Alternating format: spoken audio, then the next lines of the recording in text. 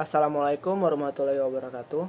Shalom, Om Swastiastu, Namo Buddhaya, salam kebajikan, salam sejahtera bagi kita semua. Perkenalkan, nama saya Ronaldo dengan NIM C1C021108, Fakultas Ekonomi dan Bisnis, Program Studi Akuntansi, kelas R12, Universitas Jambi.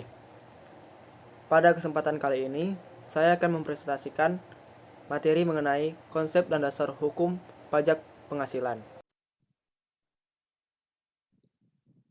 Pada kesempatan kali ini, saya akan menjelaskan konsep dan dasar hukum pajak penghasilan.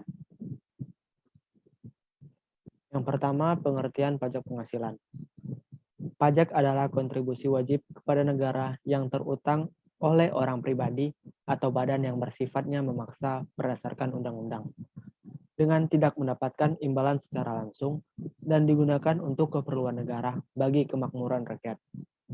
Pengertian pajak penghasilan menurut Undang-Undang Nomor 36 Tahun 2008 tentang pajak penghasilan pasal 1 menyebutkan bahwa pajak penghasilan dikenakan terhadap subjek pajak atas penghasilan yang diterima atau diperoleh dalam tahun pajak.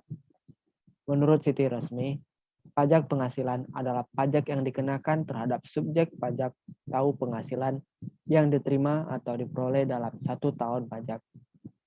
Menurut Mardiasmo, pajak penghasilan merupakan pajak yang dikenakan untuk orang pribadi, perusahaan, atau badan hukum lainnya atas penghasilan yang didapat. Dasar hukum untuk pajak penghasilan adalah Undang-Undang Nomor 7 Tahun 1983. Selanjutnya, konsep dan dasar hukum pajak penghasilan. Sejak reformasi pajak 1993 hingga saat ini, konsep dasar PPh tetap sama, meskipun undang-undangnya telah beberapa kali diamandemen. Saat ini, ketentuan PPh di Indonesia diatur dalam Undang-Undang Nomor 36 Tahun 2008 tentang perubahan keempat atas Undang-Undang Nomor 7 Tahun 1983 tentang pajak penghasilan. Secara umum, PPh merupakan pajak atas penghasilan yang diperoleh atau diterima oleh wajib pajak, baik orang pribadi maupun badan. Dasar hukum pengenaan PPh ini tercantum dalam pasal 4 ayat 1 Undang-Undang PPh yang menjadi konsep PPh di Indonesia. Pada saat ini, dasar hukum PPh adalah Undang-Undang Nomor 7 Tahun 1983 tentang pajak penghasilan atau yang biasa disingkat menjadi UU 7-1983.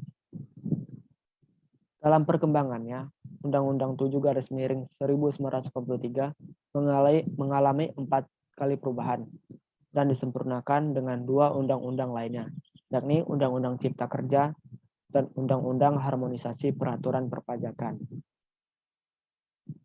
Lebih lanjut, perubahan pertama tertuang dalam Undang-Undang Nomor 7 Tahun 1991. Perubahan kedua tertuang dalam Undang-Undang Nomor 10 Tahun 1994. Perubahan ketiga dalam Undang-Undang Nomor 17 Tahun 2000. Dan perubahan keempat tertuang dalam Undang-Undang Nomor 36 Tahun 2008. Dasar pengenaan pajak atau DPP adalah dasar pengenaan pajak yang diperoleh dari penghasilan kena pajak dari wajib pajak penerima penghasilan. Dasar pengenaan pajak dan pemotong PPh pasal 21 adalah penghasilan kena pajak bagi pegawai tetap, penerima pensiun berkala, pegawai tidak tetap yang penghasilannya dibayar bulanan, bukan pegawai. Wajib pajak yang dimaksud adalah yang memiliki nomor pokok wajib pajak atau NPWP.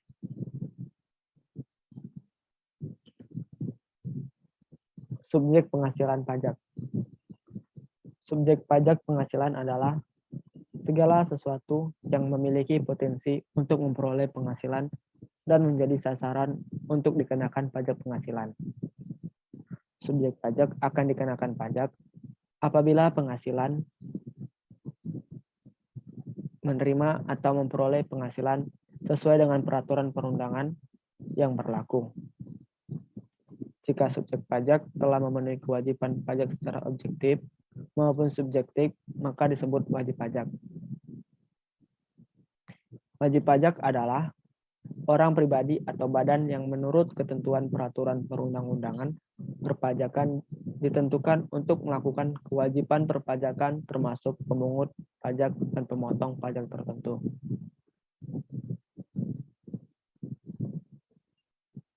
Yang menjadi subjek pajak adalah orang pribadi, yang kedua warisan yang belum terbagi sebagai satu kesatuan menggantikan yang berhak. Yang ketiga badan. Yang keempat bentuk usaha tetap.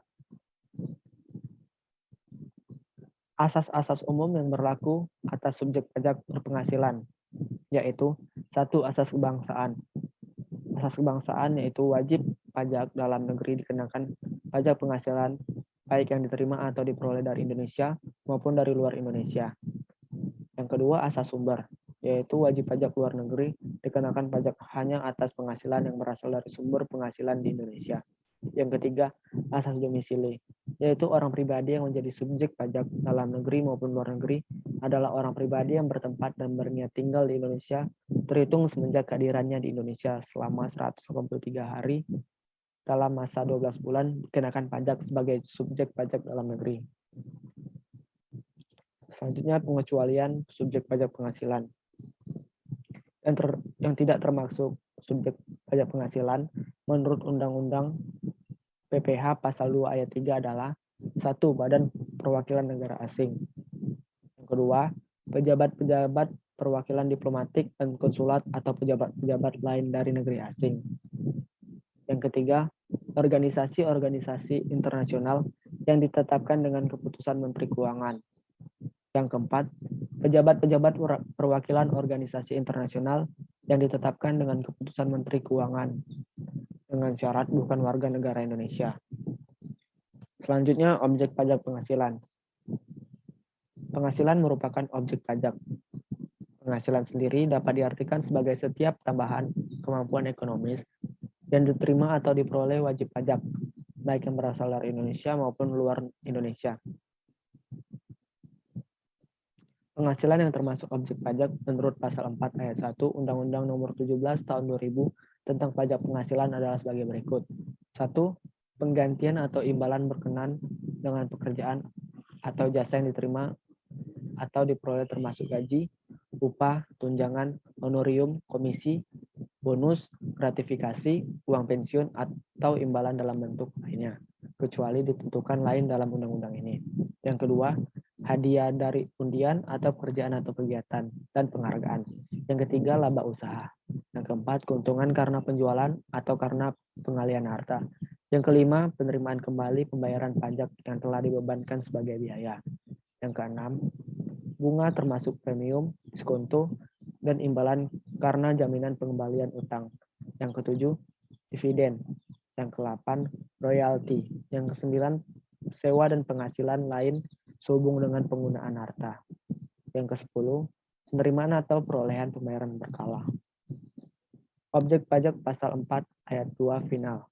Maksud dari pengenaan objek pajak final adalah kesederhanaan dalam pemungutan pajak, keadilan, dan pemerataan dalam pengenaan pajak yang serta kemudahan dalam pelaksanaan pengenaan pajak serta agar tidak menambah beban administrasi baik bagi wajib pajak maupun di Direktorat Jenderal Pajak.